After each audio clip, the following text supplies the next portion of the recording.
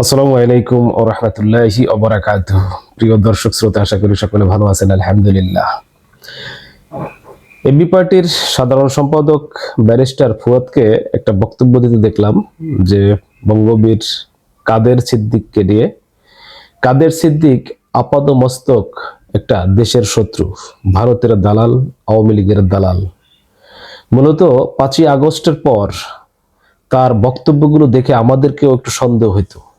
আমরাও তাকে খুব সন্দেহ করতাম। তার কথা সেই শেখ মুজিবুরকে নিয়ে, শেখ হাসিনা অর্থাৎ ফ্যাসিস্ট সরকারের পক্ষে কথা বলা, সেই 71কে নিয়ে বারবার টেনে এনে নিজেকে বড় বীর মুক্তিযোদ্ধা দাবি করা, পাশাপাশি শেখ মুজিবকে তিনি পীরের মতো ভক্তি করা এবং ভারতের পক্ষে দালালি করা, যেগুলো আসলেই আমাদেরকে এখন মনে করিয়ে দিচ্ছে যে আসলেই তো সত্যিকারের বাংলাদেশের আপাদ মস্তক একটা শত্রু এই বঙ্গবীর কাদের সিদ্দিক।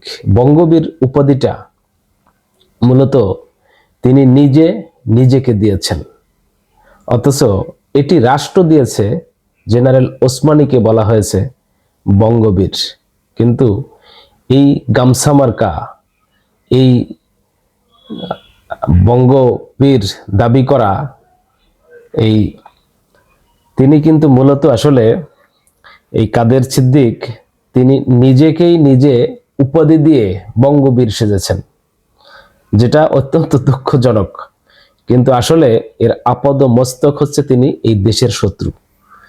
5ই আগস্টের পর থেকে তার প্রত্যেকটা কথা আমাদের কাছে সন্দেহ হইতো। প্রত্যেকটা মিডিয়ায় যখন তার বক্তব্যগুলো দেখেছি, সেই আওয়ামী লীগের দালালি করা, সেই শেখ মুজিবুরকে নিয়ে অতিমাত্রায় কথা বলা এবং ভারতের পক্ষে তার দালালির প্রত্যেকটি পদে পদে তার কথায় দেখেছি আমরা। আসলেই সে একজন আপাদ মস্তক দেশের শত্রু। এই ধরনের লোকগুলোই দেশটাকে অন্যের কাছে বিক্রি করে দেয় মূলত।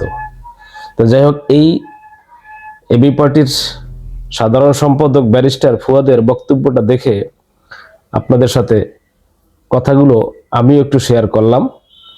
আশা করি সকলে ভালো থাকবেন। আর আপনাদের যদি কাদের সিদ্দিকী সম্পর্কে কোনো মন্তব্য থাকে, অবশ্যই ভিডিওর নিচে কমেন্টসে জানিয়ে দেবেন। ধন্যবাদ সকলকে। খোদা হাফেজ।